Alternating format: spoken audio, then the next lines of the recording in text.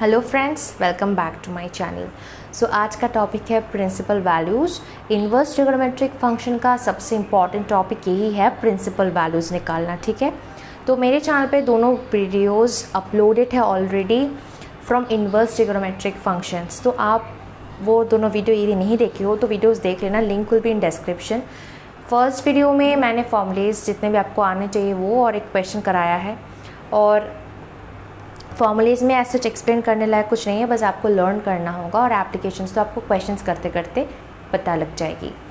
And second video में मैंने कराया है कन्वर्जन्स। इन्वर्स ट्रिग्नोमेट्रिक फंक्शन में कन्वर्जन्स नामक का एक चीज़ है, मतलब कोई सेपरेट सेगमेंट नहीं है, बट अंदर ही अंदर क्वेश्चंस के बीचों बीच कंसेप्ट यूज़ होती है। लाइक साइन इन्वर्स एक्स को हम टैन इन्वर्स पे, या तो फिर कोस इन्वर्स पे, या तो फिर सेकेंड इन्वर्स पे, या तो फिर कोसेकेंड इन्वर्स पे, और सारे मतलब हर एक फंक्शंस को, हर एक इन्वर्स फंक्शंस को हम कैसे कन्वर्ट कर सकते हैं from one form to another depending on the necessity of the question, वो हमें जानना ज़रूरी है। मतलब इन्वर्स फंक्शंस में जो कन्वर्जन्स होता है, और ये कन्वर्जन सिर्फ और सिर्फ इन्वर्स फंक्शंस के लिए ही वैलिड होती है, तो वो कैसे कर सकते हैं वो मैंने आपको सिखाया है सेकेंड वीडियो पे, तो नहीं देखी हो तो देख लेना। ठीक है, क्वेश्चंस के बीचों बीच यूज़ हो जाते हैं। तो चलिए स्टार्ट करते हैं आज का ये टॉपिक, जो कि बहुत इंपॉर्टेंट एक टॉपिक है, प्रिंसिपल वैल्यूज़। कुछ प्रिंसिपल वैल्यू स्टार्ट करने से पहले मैं आपको क्वेश्चंस बताऊंगी, कुछ प्रॉपर्टीज़ बताऊंगी, कुछ फॉर्मूलेज हैं। फॉर्मूलेज ऐसा नहीं है, बहुत ईजी है, पर आई टेल यू। बट चलो अभी हम लोग पढ़ते हैं इन्वर्स फंक्शंस के प्रिंसिपल वैल्यूज़ को, जो सेगमेंट है बहुत इंपॉर्टेंट है। कुछ क्वेश्चंस करेंगे और मैं कुछ बताऊँगी आपको टिप्स, जो आपको बहुत ज़्यादा ज़रूरी है फॉर सॉल्विंग द क्वेश्चंस। ठीक है, यदि आपको प्रॉब्लम हो रही है तो होपफुली आज का इस वीडियो देखने के बाद आपके सारे प्रॉब्लम्स क्लियर हो जाएंगे। सो देखो, फंक्शंस मतलब sine inverse, cos inverse, tan inverse, cot, sec and then second inverse, इन सारे इन्वर्स फंक्शंस में कुछ रेंज, मतलब जब आप एक गिवन क्वेश्चन में प्रिंसिपल वैल्यूज़ निकालेंगे, ठीक है, वो वैल्यूज़ फाइनल आंसर कहाँ से कहाँ तक लाइक करना चाहिए वो आप कैसे समझेंगे। There is a fixed limit for everything. तो साइन इनवर्स एक्स के लिए -90 से +90 के बीच में वैल्यू लाइक करनी चाहिए, क्या, प्रिंसिपल वैल्यू। ठीक है, आप प्रिंसिपल वैल्यू के सेगमेंट किताब में देखना, एक चार्ट टाइप का है जहाँ पे इन्वर्स फंक्शंस के डोमेन और रेंज दोनों ही गिवन है, चाहते हो तो वहाँ से आप देख सकते हो। अभी जो ज़रूरत है मैं आपको सिर्फ वही बता रही हूँ, रेंज देख लो इस फंक्शन के लिए -90 से +90। याद रखने के लिए आपको बता देती हूँ, साइन इन्वर्स, फिर tan inverse and then cosec inverse, ये तीनों फंक्शन, मतलब sine inverse, tan inverse and cosec inverse, ये तीनों फंक्शन का जो वैल्यू है वो -90 से +90 के बीच में लाई करती है, और rest cos inverse, cot inverse and second inverse 0 से 180 के बीच में। ठीक है, इन शॉर्ट यदि बताऊँ, so sine inverse, tan inverse और कोसेक इन्वर्स, ठीक है, ये तीनों का वैल्यूज़ -90 से +90 के बीच में लाई करती है। और कॉस मतलब हमारी जो कॉस इन्वर्स है, देन कॉट इन्वर्स है, देन सेक इन्वर्स है, इनके वैल्यूज़ लाई करती है 0 से 180 के बीच में। ठीक है, तो आप ये 6 पॉइंट्स याद कर लो, ये आपको मतलब लर्न करने हैं, क्योंकि अदरवाइज जब क्वेश्चन करेंगे फाइनली सॉल्व करने के बाद आपको एक वैल्यू मिलेगी, पर वो वैल्यू जो है वो इन रेंजेस के बीचों में आ रहा है कि नहीं, वो जानना इज़ इम्पॉर्टेंट। सो आप अच्छे से इसे नोट कर लीजिए, दिस इज़ इम्पॉर्टेंट। ठीक है, चलिए आपको कुछ फॉर्मूलेज बताती हूँ जो कि आपको फिर से चाहिए फॉर सॉल्विंग क्वेश्चंस। इस चीज़ को अच्छे से नोट कर लीजिए, ये भी फॉर्मूला का एक पार्ट है जो कि आपको यूज़ करनी होगी while you are solving questions. जब आप प्रिंसिपल वैल्यूज़ निकालेंगे तब आपको ये यूज़ करना होगा। कैसे, देखो, कभी कभी क्वेश्चन के फॉर्म पे इन्वर्स फंक्शन में जो एक्स होगा उसके सामने कुछ माइनस साइन लग सकती है, तो तब आप क्या करेंगे, जब sign inverse x, cosec inverse x and tan inverse -x आ जाएगा, तब आप लिखेंगे, सिर्फ माइनस साइन को बाहर निकाल देंगे। ठीक है, क्या होगा, sine inverse of -x minus sine inverse x, then cosec inverse of -x minus cosec inverse x, tan inverse of -x minus tan inverse x, और रेस्ट मतलब इन तीनों में से सिर्फ साइन को आपको बाहर निकालना होगा, साइन, कोसेक, टैन। और कॉस सेक एंड कॉट में आपको पाई से मतलब 180 से सब्ट्रैक्ट करना पड़ेगा। मतलब क्या होगा, ये जो फंक्शन है लाइक कॉट इनवर्स एक्स, इसको नॉर्मली इसका जो वैल्यू होगा वो आप निकाल लेंगे और फिर जो रिज़ल्ट आएगा उसके आप पाई से माइनस कर देंगे एंड पाई से माइनस करने के बाद जो भी आएगा that will be your final answer. ठीक है, तो इस फॉर्म पे करना पड़ेगा। तो आप इसको भी अच्छे से नोट कर लीजिए, स्क्रीनशॉट ले लीजिए या तो फिर नोट कर लीजिए। क्वेश्चन अभी स्टार्ट करते हैं, ठीक है, अच्छे से नोट कर लीजिए। हाँ, तो चलो अभी क्वेश्चन का बारी है। क्वेश्चंस आपको मैं अच्छे से एक्सप्लेन करूँगी, हो सके वीडियो लेंदी हो जाए पर हैव पेशेंस, क्योंकि ये अच्छे से समझ लोगे तो आपको कोई भी डाउट नहीं होगा। देखो, जब ये पाई के फॉर्म पे कुछ चीज़ें आती है आप लोगों को थोड़ा प्रॉब्लम होती है, डायरेक्टली लोग लिख देते हैं लाइक 7π/6 को आपने देखा होगा, यदि आपको थोड़ा बहुत आइडिया और यदि कम्प्लीटली न्यू हो तो अलग बात है, पर if you have any such idea on this topic तो आपने देखा होगा कि डायरेक्टली लिख देता है पाई प्लस π/6, राइट। अभी आप सोचते रहते हो कि क्या लॉजिक लगाया इसके पीछे कि डायरेक्टली लिख दिया पाई प्लस π/6, क्यों लिख दिया ऐसे। सो वो एक्सप्लेनेशन आज आपको इस वीडियो में मिलेगी और ये क्वेश्चन बहुत इंपॉर्टेंट है, साइन इनवर्स साइन 3π/5, ठीक है। तो ये क्वेश्चन भी आपको मैं अच्छे से करा दूंगी आज एक्सप्लेन करके, ठीक है। सो अच्छे से देखो। सो बेसिक क्वेश्चन से स्टार्ट करते हैं। नंबर 1 को देखो, क्या है, कॉज इनवर्स -1/√2। तो फिर नॉर्मली यदि होता मतलब माइनस से करा देती हूँ आपको, यदि आपको दिया रहता कॉज इनवर्स 1/√2 तो नॉर्मली सॉल्व कर लेते। क्या करते, कॉज इनवर्स और 1/√, के अभी इन्वर्स के फंक्शन के कॉन्सेप्ट आप जानते हो। यहाँ पे कॉज इनवर्स है तो यहाँ पे कॉज से रिलेटेड कुछ टर्म लानी है हमें, ठीक है, क्योंकि हमें तो वैल्यू चाहिए। बात क्या है, प्रिंसिपल वैल्यू, हमें वैल्यू चाहिए। सो 1/√2, कॉस में कौन सा डिग्री का वैल्यू 1/√2 होता है, सोचो, कॉस 45 डिग्री का वैल्यू इज़ 1/√2। सो यहाँ पे कॉस 45 तो लिख देते हैं 1/√2 की जगह हम लिख देंगे कॉस 45 मतलब कॉस π/4। सो अल्टीमेटली क्या होगा, ये कॉस इनवर्स और कॉस तो will be vanished. So ultimately we are left with π/4। अभी आपको मैंने कराया क्या, कॉस इनवर्स ऑफ -x। अभी आपको बताया, आपको यदि याद है कुछ टाइम पहले मैंने एक फॉर्मूला लिख दिया आपको, कॉस इनवर्स ऑफ -x को हम क्या लिखते हैं, पाई माइनस कॉस इनवर्स x। तो ये क्वेश्चन तो हमारी ये फॉर्मेट पे, ये क्वेश्चन इस फॉर्मेट पे जा रहा है। सो क्या लिखेंगे, equals to pi minus cos inverse 1/√2, ठीक है। यदि यहाँ पे साइन होता तो हम क्या करते, साइन को सिर्फ मतलब वो माइनस साइन को सिर्फ बाहर निकाल देते। ये हो गया। अभी कॉस इनवर्स 1/√2 का वैल्यू देखो π/4, समझिए लॉजिक अच्छे से देखो, ठीक है। कॉस इनवर्स 1/√2 का वैल्यू क्या है, π/4। हमने यहाँ पे सॉल्व किया, कैसे किया, नॉर्मली किए, ये वैल्यूज हमें पता है तो हमने कॉस के टर्म पे कर लिए, आ गया π/4। सो क्या हो गया यहाँ पे final answer, pi minus π/4। So क्या होगा 3π/4। So this is the principal value for this function. तो इसका हम क्या निकाल रहे हैं, फाइंड प्रिंसिपल वैल्यूज, ठीक है। हम तो प्रिंसिपल वैल्यूज निकाल रहे हैं। So 3π/4 is the principal value for this particular question. So 3π/4 देखो, अभी कॉस के लिए क्या होता है पता है, कहाँ से कहाँ वैल्यू लाई करती है, 0 से 180 के बीच में लाई करती है। अभी ये सॉल्व करके देखो, ये आपकी इस रेंज पे लाई कर रही है, ठीक है। वैल्यूज डाल के देखो, 3 × 180/4 करके देखो, आप देख लेना ये इस वैल्यू में 0 से 180 के बीच में लाई कर रही है, ठीक है। सो 3π/4। अभी सेकेंड क्वेश्चन को करेंगे, क्लियर है ना, एक्सप्लेनेशन आपको समझ में आ गई है। ये थोड़ा बहुत कंफ्यूजिंग टॉपिक लगता है पर चीज़ें अच्छे से समझ लोगे तो बहुत इजी हो जाएगी। नंबर 2 में देखो, कॉट इनवर्स -1। अभी बताओ, सीख गए हो आप, कॉट इनवर्स -1 तो क्या करेंगे, firstly pi minus cot inverse 1 लिखेंगे। अभी इसको आप सेपरेटली लिख के सॉल्व करना चाहते हो तो कर सकते हो, या तो फिर यहाँ पे डायरेक्ट करना चाहते हो तो कर भी लो, ठीक है। चलो कॉट इनवर्स 1 को हम सेपरेटली सॉल्व करके दिखते हैं। सो कॉट इनवर्स 1 की जगह हम क्या लिख सकते हैं, tan 45 डिग्री का वैल्यू 1 होती है, सो नेचुरली कॉट 45 डिग्री का वैल्यू भी 1 होती है। सो 1 की जगह हम लिख सकते हैं कॉट π/4। कोई डाउट्स, सोच अच्छे से, कॉट 45, देखो मैंने यहाँ पे क्या लिखा, कॉट 45 डिग्री, मतलब कॉट पाई अपॉन 4 लिखा। सो कॉट पाई अपॉन 4 का वैल्यू होता है 1। सो 1 की जगह मैं ये लिख सकती हूँ। अभी कॉट इनवर्स और cot will be vanished, so we are left with pi upon 4। यहाँ पे आप क्या लिख सकते हो, मतलब इसका वैल्यू आपको मिल गया pi upon 4। So pi minus pi upon 4, 3 pi upon 4, this is your principal value.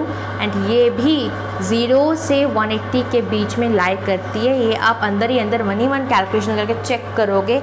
इसको आपको एग्जाम पेपर में कुछ नहीं करना है, सिर्फ यहाँ तक आंसर आ जाएगा।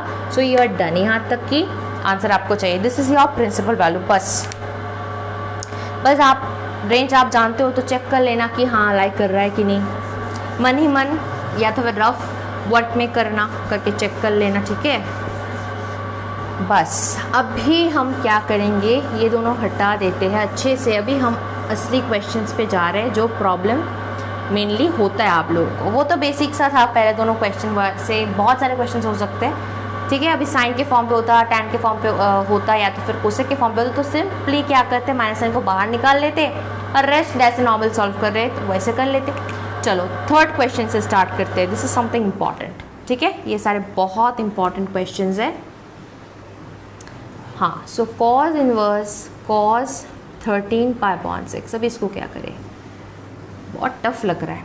सो कुछ नहीं है, जो कि रेडियन फॉर्म पे जो एंगल होगा उसे आप पहले डिग्री के फॉर्म पे कन्वर्ट कर लो। और डिग्री के फॉर्म पे कन्वर्ट करने के बाद, जैसे हमने ट्रिग्नोमेट्रिक पे जब हम क्या करते हैं, जब कोई वैल्यू निकालते हैं, लाइक साइन 120 डिग्री का वैल्यू क्या है, वो आप कैसे निकालते हो, क्वाड्रेंट एनालिसिस की हेल्प से निकालते हो। कॉम्प्लीमेंट्री एंगल के फॉर्म पे लाने के बाद करते हो, वो तो बेसिक लॉजिक है। जब आप 11th का पढ़ाई जो शुरू कर रहे थे मैथ में, तब तो आपने कर लिया, आपके टीचर आपको करा दिए वो चीज़ें। बहुत बेसिक है, बहुत ईजी सा है, ठीक है। सो कैसे करते थे, लाइक 13 पाई अपॉन 6, इसको मैं क्या करूँगी, पहले 180 लिख दिया। पाई क्या होता है, 180 होता है, और नीचे 6। सो 6 3 ज़ा 18, सो 30 हो गया, 390 हो गया। इस नंबर को आप 90 से डिवाइड करोगे,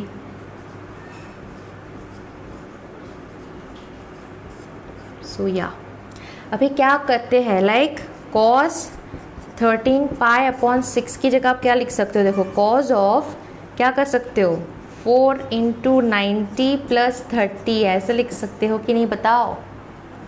इसको हम रेडियन पे कन्वर्ट करेंगे, उसमें टेंशन मत लो, पर ऐसे लिख सकते हैं कि नहीं, बताओ आप। 4 इंटू 90 प्लस 30 ऐसे लिख सकते हैं यहाँ से, ठीक है। 4 इंटू 90 प्लस 30, लॉजिक पता है ना। ट्रिग्नोमेट्रिक पे जब हम क्वाड्रेंट एनालिसिस करते हैं, या तो फिर हमने क्या है, आप लोगों भी कर रखे हो, बस पीछे का अच्छे से पढ़ा होना चाहिए, तभी 12th में मज़ा आएगा। 11th अच्छा नहीं है तो 11th 12th में बहुत ज़्यादा टफ है, तो अच्छे से पढ़ लो, ठीक है। कॉज ऑफ इसको आप लिख सकते हो 360 प्लस 30। सो अभी यहाँ पे हम डायरेक्टली 4 इंटू 90 तो लिख नहीं सकते, क्योंकि यहाँ पे हमें एग्जैक्ट वैल्यू नहीं, बस इसको हमें एक्सप्रेस करना पड़ेगा। पर कैसे करेंगे वही आपको मैं सिखा रही हूँ। सो इसको 360 की जगह आप 2 पाई लिख सकते हो, और 30 की जगह क्या लिखोगे, पाई अपॉन 6 लिखोगे। समझ में आ रहा है कुछ बातें, अच्छे से सोचो।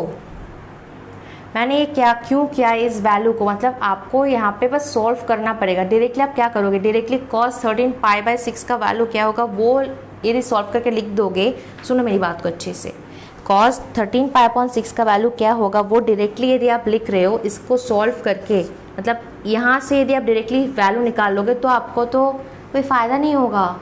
आपको इस cos को रखना है, क्योंकि अल्टीमेटली ये दोनों टर्म हट जाएगा। मतलब आप मानो कॉज इन्वर्स, जो इसको सॉल्व करने के बाद जो वैल्यू आएगा, यदि आप वो वैल्यू यहाँ पे लिख रहे हो तो आपका फ़ायदा क्या, कॉज इन्वर्स ऑफ ये, तो वो तो कोई प्रिंसिपल वैल्यू नहीं है, वो तो कोई एग्जैक्ट वैल्यू नहीं हुआ ना, वो तो फिर भी वही इन्वर्स फंक्शन के फॉर्म पे रह गया। समझ रहे हो मैं क्या बताना चाह रही हूँ। आपको चाहिए एक प्रिंसिपल वैल्यू, तो इसलिए बता रही हूँ यहाँ के बाद, इस स्टेप के बाद, इस टाइम पे जब इन्वर्स फंक्शन पे जब प्रिंसिपल वैल्यू निकालोगे तब आप सॉल्व नहीं करोगे, तो क्या करोगे, इसको प्रोडक्ट कर दो, 360 होगा प्लस 30। अभी इसको आप लिखो रेडियन के फॉर्म पे, cause inverse cause of bracket में लिखो 360 को क्या लिख सकते हो, 2 पाई प्लस क्या लिख सकते हो, 30 को क्या लिख सकते हो, pi upon 6। Now check, 2 pi plus pi upon 6, 13 pi upon 6 हुआ कि नहीं बताओ। यस 13π/6 हो गया। इसका मतलब मैं इस सारे चीज़ों से मैं आपको ये बताना चाह रहा था कि 13π/6 को मैंने बताया ना 7π/6 को डायरेक्टली लोग लिख देते हैं π+π/6 π+π/6। तो उसने कैसे सोचा, क्या लॉजिक लगाए, वो आपको समझ में नहीं आता है, तो ऐसे लगाते हैं। अभी 13π/6 को मैं डायरेक्टली ऐसे लिख देता तो आप कंफ्यूज हो जाते हैं कि लॉजिक कहाँ से स्टार्ट हुई है, वो आप नहीं समझ पाते। तो मैंने आपको सिंपल वे दिखा दिए, ऐसे करके आप करना। ये चीज़ यदि देख रहे हो कि ये नॉर्मली सॉल्व हो रहा है तो ऐसे करके आप कर लेना, ठीक है। मतलब 90 से नॉर्मली सॉल्व हो रहा है, नीचे एक अच्छा खासा वैल्यू आ रहा है जिसका वैल्यू आप जानते हो, लाइक sin 30 का वैल्यू जानते हो, cos 30 का वैल्यू जानते हो, ठीक है। मतलब ट्रिगोनोमेट्री के टेबल में जितने भी वैल्यूज़ आप जानते हो यदि उसके फॉर्म पे आ रहा है तो ठीक है, यदि नहीं आ रहा है जो कि 5th फॉर्म पे होगा वो भी कैसे करना है वो भी आज मैं आपको बताऊँगी। बताया ना मैंने आपको, सारे confusion will be clear in this video. हो गया। अभी यहाँ पे क्या, अभी नहीं डायरेक्टली इसको हटाएंगे नहीं, एक लॉजिक भी तो लगानी चाहिए। कॉज इनवर्स ऑफ, देखो कॉज, अभी ये क्या हो गया 2π, अभी इसको कैसे 360 प्लस थीटा के फॉर्म पे ट्रीट करो। देखो आप जानते हो ना कॉज 360 प्लस थीटा, ये है क्वाड्रेंट एनालिसिस। π/6 को आप थीटा के फॉर्म पे एनालाइज करो, क्योंकि आपको यहाँ पे लिखना है कुछ चीज़ें। डायरेक्टली आप अभी cos 13π/6 भी नहीं लिख सकते, क्योंकि ये करोगे तो वापस क्वेश्चन पे वापस चले जाओगे। तो यहाँ से cos और cos को डायरेक्टली हटा भी नहीं सकते। ऐसा नहीं लॉजिक लगाओ कि मैं इसको हटा दूँगी तो मैं मेरे पास बच जाएगा 13π/6। नो, सारा रॉन्ग कॉन्सेप्ट है। अभी cos मैं ये होगा 2π प्लस थीटा, ठीक है। cos 2π प्लस थीटा मतलब वही 360 प्लस थीटा, ठीक है। 360 प्लस थीटा ये कौन से क्वाड्रेंट पे आ रहा है, 5th क्वाड्रेंट पे। 5th क्वाड्रेंट पे सारे पॉजिटिव, तो ये साइन पॉजिटिव हो जाएगा। 360 में रेशियो रिमेन्स सेम, इसलिए cos का cos ही रहना है और ये थीटा, ठीक है। मतलब cos 360 प्लस थीटा हो जाता है cos थीटा। ये मैंने कैसे किया, अभी मैंने ट्रिगोनोमेट्रिक क्वाड्रेंट एनालिसिस पे कोई वीडियो नहीं बनाया है। यदि आपको ट्रिगोनोमेट्रिक क्वाड्रेंट एनालिसिस आता है अच्छे से then well and good. If not, नहीं आता है, आपको कन्फ्यूजन होता है, डाउट होता है, प्रॉब्लम होता है, सो let me know in the comment section, तो मैं उसके ऊपर भी एक सेपरेट वीडियो बनवा दूँगी, अच्छे से आपको समझा दूँगी। सो भी ये सोचो cos थीटा होती है, सो यहाँ पे भी मैं क्या करूँगी cos ऑफ 2π प्लस थीटा, ठीक है। मतलब वैसे सेम ही तो हुआ ना भाई, 2π प्लस थीटा को भी आप लिख सकते हो cos थीटा। 2π मतलब 360 होता है, समझो बात को। सो मैं अभी लिख सकती हूँ cos थीटा, यहाँ पे मेरा थीटा क्या है π/6। अभी cos inverse of cos π/6 equals to π/6, तो this is my principal value. अभी ये हो रहा है 30 डिग्री। cos का जो वैल्यू होता है वो लाई करता है 0 से 180 डिग्री के बीच में, या तो फिर 0 से π के बीच में, कुछ भी। तो ये 30 डिग्री तो इनके बीच में लाई करता है, तो पक्का है मेरा ये प्रिंसिपल वैल्यू। सो आंसर है π/6, ठीक है। अच्छे से नोट करो, अच्छे से देखो, आंसर है मेरा π/6, ठीक है। अच्छे से देख लो, ठीक है। होपफुली समझ में आ रहा है। चलो नेक्स्ट क्वेश्चन करते हैं। थोड़ा बहुत टाइम लेके सोचो। अब देखो कि आपका वो जो बड़ा वाला प्रॉब्लम है इनमें सारे क्लियर हो रही है धीमे धीमे। वीडियोस को रिवाइंड करके देखो, ठीक है। चलो नेक्स्ट 4th क्वेश्चन, वही सेम लॉजिक पे करूँगी। अभी थोड़ा बहुत आप तो समझ ही रहे होंगे। tan 7π/6 फर्स्ट काम क्या होगा, 7π/6 को हमें सॉल्व करना पड़ेगा। उसको हम कैसे तोड़ सकते हैं वो हम देखेंगे। 7π/6 को 7 मल्टीप्लाइड बाई 180/6, 630 210। ऑल राइट, हो गया। अभी 90 से डिवाइड करेंगे इस नंबर को, जो भी नंबर है उसको हम 90 से डिवाइड करेंगे, ठीक है। चलो 90 से डिवाइड कर देते हैं 210 को।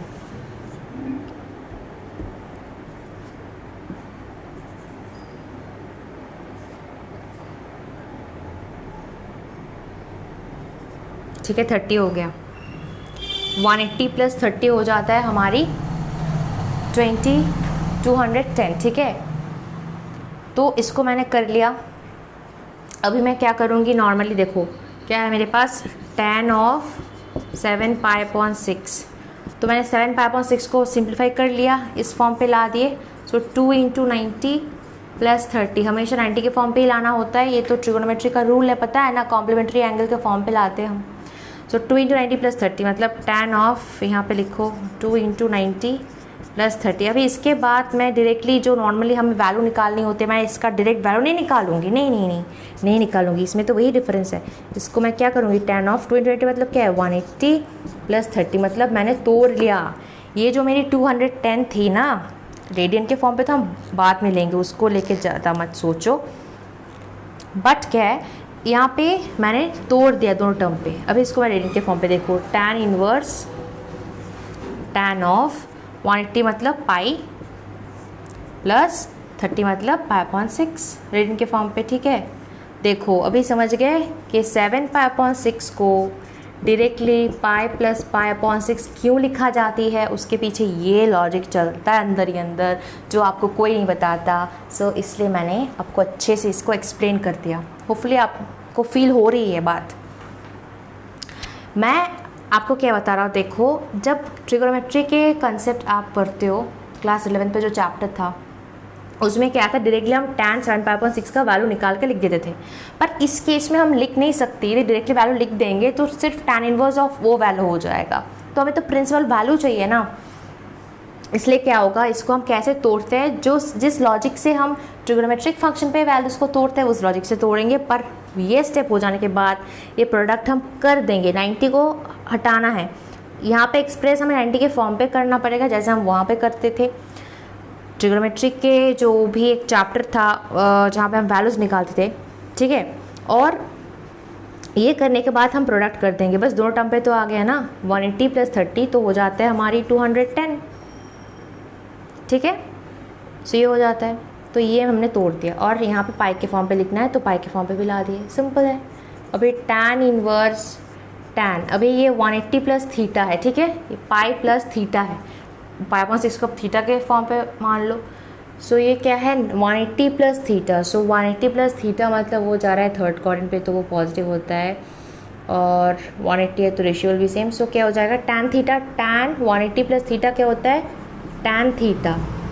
सो tan इनवर्स ऑफ tan पाई/6 विल बी पाई/6। So this is your principal value for this function. Answer है पाई/6 प्लस पाई/6, ठीक है। इसमें कोई टेंशन नहीं, प्लस तो लिखना नहीं होता है, पर ठीक है आंसर है पाई/6। कैसे समझे, tan पाई प्लस थीटा बोलो या तो फिर 180 प्लस थीटा बोलो, ये हो जाता है tan थीटा। टेंशन मत लो, ये लॉजिक में भी यदि आपको कन्फ्यूजन होता है तो प्लीज़ मुझे कमेंट्स पे बताओ, मैं सेपरेट वीडियो बनवा दूँगी अच्छे से एक्सप्लेन करके ये लॉजिक कैसे होता है। tan 180 प्लस थीटा मैंने क्या लॉजिक लगा के ये कर दिए, लॉजिक है, एक पूरा लॉजिक डिटेल्ड एक्सप्लेनेशन इसके पीछे भी है। तो आप जानना चाहते हो वो एक्सप्लेनेशन यदि, so let me know in the comment section, I will be trying to explain you all, ठीक है। अच्छे से देखो,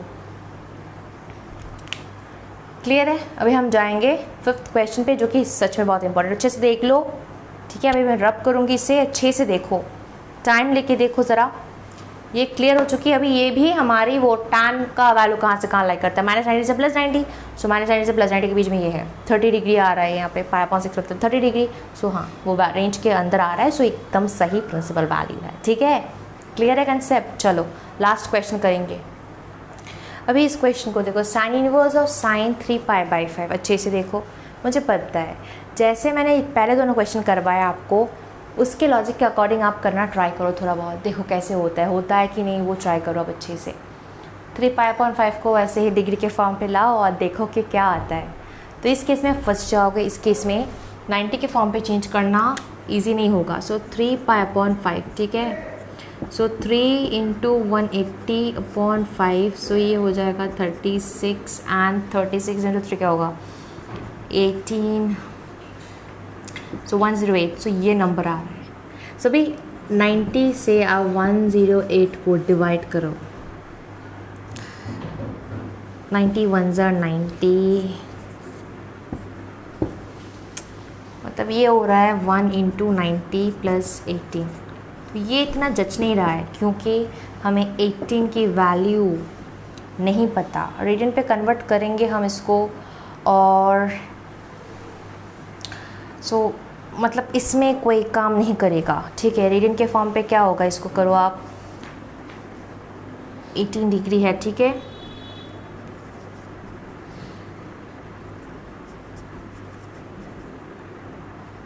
इनटू क्या हो जाएगा 18 हो जाएगा, ठीक है, पाई अपॉन 10 हो जाएगा। सो 18 हो जाएगा, मतलब हम लिखेंगे पाई, ये 90 है, so pi upon 2 plus pi upon 10 हो जाएगा। ये हमारी वो जो क्या है एंगल होगी। सो इससे करने के बाद हमारी 3 पाई अपॉन 5 आ जाएगी। सो ऐसे फॉर्म पे यदि आ रहा है तो वो थोड़ा गलत हो जाएगा। कैसे गलत हो जाएगा सोचो। अभी आप इसको ऐसे सोचेंगे, साइन 90 प्लस थीटा करके सोचेंगे, राइट। सो 90 प्लस थीटा मतलब वो आ जाएगा सेकंड क्वाड्रेंट में पॉजिटिव होती है और sine will be change to cos. So sine 90 plus theta होता है कॉस थीटा। सो आपको मैंने कहा अभी आप थोड़ा मेरी बात को अच्छे से सुनने की कोशिश करो, समझने की कोशिश करो। मैंने क्या कहा आपको पहले दोनों क्वेश्चन में, सिर्फ वो दोनों क्वेश्चन नहीं, हर एक टाइम पे जब भी आपको रिटन के फॉर्म पे कोई मिलेगा ऐसे क्वेश्चंस, आप ऑब्वियसली उसको डिग्री पे कन्वर्ट कीजिए, फिर 90s डिवाइड करके देख लीजिए अच्छे खासे क्या आता है कि नहीं। अभी तक जो भी हमने किया उसको यदि हम इस फॉर्म पे एक्सप्रेस कर रहे तो क्या होगा कि हमें यहाँ पे जो टर्म होता है वो सेम रह रहा था, ठीक है, मतलब कॉस थीटा ही मिल रहा था, टैन थीटा ही मिल रहा था, इसलिए टैन इन्वर्स के साथ जब वो आ रहा था तो हमें कोई कॉम्प्लिकेशंस नहीं हो रहा था। पर इस क्वेश्चन पे, ठीक है, जब आप देखेंगे कि ऐसे हुआ मतलब ऐसे जब हम ट्रिग्नोमेट्रिक फंक्शन पे यदि वैल्यू निकालने के लिए करते ये सेम लॉजिक, तो हमारे पास कोई वैल्यू फाइनली नहीं आती, क्योंकि हमें 18 की वैल्यू तो नहीं पता है ना। हम क्या क्या जानते हैं, 30, 45, 60, 90, 180 इनके वैल्यूज़ हम डायरेक्टली जानते हैं। बट जब 18 डिग्री इसको हम जानते, पर वो तो रूट के फॉर्म पे कुछ आ जाता है, डायरेक्टली कोई फॉर्म, मतलब क्या बताऊँ, न्यूमेरिकल वैल्यू नहीं आता है उसका, ठीक है, एक सिंप्लीफाइड फॉर्म नहीं आता है, इसमें कोई भी इरेशनल फॉर्म हो जाता है, रूट के फॉर्म पे कुछ टर्म्स आ जाते हैं। तो यहाँ पे तो हमें वो सारी चीज़ें नहीं चाहिए, बहुत ज़्यादा कॉम्प्लिकेटेड हो जाता है वो चीज़। सो यदि हम इसको, आपको यदि कन्फ्यूजन है तो आप हमेशा यहाँ तक करके देखना। अभी देखो sine 90 plus theta will be cos theta, मतलब यहाँ पे कॉस के टर्म पे कुछ आ रहा है, ठीक है। सो यदि मैं यहाँ पे कॉस के टर्म पे कुछ लिखूँ, कॉस के टर्म पे कुछ लिखूँ तो वो बहुत ज़्यादा प्रॉब्लम हो जाएगा, क्योंकि साइन इनवर्स ऑफ कॉस नहीं, उसके बाद आप क्या सोचोगे, मैं चेंज करूँगी फिर कॉस को कॉस, मतलब कॉस को मैं चेंज करूँगी, वो भी नहीं कर पाओगे। क्यों नहीं कर पाओगे, क्योंकि आप सिर्फ समझ रहे हो साइन इनवर्स कॉस ये पाई अपॉन 10, फॉर एनी रीज़न आपको यदि ऐसा लग रहा है तो इसको तो आप इनवर्स पे कन्वर्ट नहीं कर पाओगे ना। कैसे करोगे, क्योंकि ये नॉर्मल ट्रिग्नोमेट्रिक फॉर्म पे कन्वर्जेंस काम नहीं होता है। इन्वर्स ट्रिग्नोमेट्रिक फंक्शंस के लिए ही सिर्फ और सिर्फ कन्वर्जेंस वैलिड होती है। यहाँ पे फॉर एनी रीज़न यदि कॉज इन्वर्स रहती तो इसको आप चेंज कर सकते किसी भी एक फॉर्म पे जो कि आपको चाहिए, पर अभी आप नहीं कर सकेंगे। तो ये लॉजिक इस क्वेश्चन पे वैलिड नहीं है। तो क्या करें, यहाँ पे थोड़ा बहुत आपको एक्स्ट्रा दिमाग लगाना पड़ेगा। आप टेंशन मत लो कि आप तो अभी तक कह रहे थे दोनों क्वेश्चन पे वैलिड हुआ और इस पे नहीं हो रहा है। नहीं नहीं नहीं, मैक्सिमम क्वेश्चंस पे वो जो रेडियंट के फॉर्म पे दिया रहेगा वो आपसे सॉल्व हो जाएगी। मैंने जो प्रीवियस दोनों क्वेश्चंस करवाए उस फॉर्म पे, बट इस फॉर्म पे यदि कुछ ऐसा आ रहा हो जो कि सॉल्व नहीं हो रहा और सॉल्व होने के बाद भी आपको यहाँ तक भी नहीं आना पड़ेगा। जब आपके पास ये आ गया ना 1 × 90 + 18, तभी आप डिसीजन ले सकते थे। पर ये तो मैंने आपको एक्सप्लेन करने के लिए बताया। आपको ये पता लगना चाहिए था कि मुझे तो 18 डिग्री का वैल्यू नहीं पता है, साइन का हो, कॉस का हो, टैन का हो, कॉट का हो, सेक का हो या तो फिर कोसेकेंड का हो, किसी का भी 18 डिग्री का वैल्यू मुझे डायरेक्टली उस टेबल से नहीं पता चलेगा। सेपरेटली सॉल्व करना पड़ेगा, एक लंबा डेरिवेशन करना पड़ेगा और फिर भी जो वैल्यू होगा वो रूट के फॉर्म पे कुछ आएगा, वो उससे हमारी प्रिंसिपल वैल्यू नहीं आएगी। ठीक है, सो अभी आपको इसके लिए आपको अच्छे से क्वाड्रेंट एनालिसिस का क्लियर कंसेप्ट होना चाहिए। जैसे मैं इसको ऐसे भी लिख सकती हूँ, साइन इनवर्स, इसको मैं थोड़ा बहुत एडजस्ट करूँगी, साइन ऑफ, इसको मैं ऐसे लिख सकती हूँ पाई - 3π/5। अभी क्यों लिखा, ये कौन सा फॉर्म है सुन लो, ये साइन थीटा है। ठीक है, आप जानते हो साइन 180 - थीटा होती है साइन थीटा। इसके पीछे एक लॉजिक चलता है, पर अभी के लिए सोच लो साइन 180 माइनस थीटा होता है साइन थीटा। अभी आपको कन्फ्यूजन होता है कि कब ये रेशियो चेंज होता है, कब ये रेशियो सेम रहता है, सारे कन्फ्यूजन मतलब वो क्वाड्रेंट एनालिसिस आपको नहीं आता अच्छे से, late me know in the comment section में, एक सेपरेट वीडियो बनवा दूंगी। ये जानना इज़ इम्पॉर्टेंट, ताकि प्रिंसिपल वैल्यू को अच्छे से सीखने के लिए ये कॉन्सेप्ट आना इज़ इम्पॉर्टेंट। तो ये कैसे हुआ, तो साइन 180 माइनस थीटा होती है साइन थीटा। अभी के लिए बता रही हूँ मैं, मान लो आप जिन्हें पता है वो उन्हें तो पता ही है।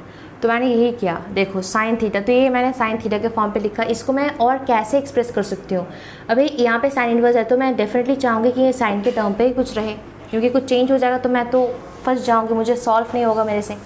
सो क्या होगा, अभी मैंने क्या किया, देखो पाई माइनस थीटा कर दिया, ये थीटा है हमारी। सो पाई माइनस थीटा क्या है, थीटा।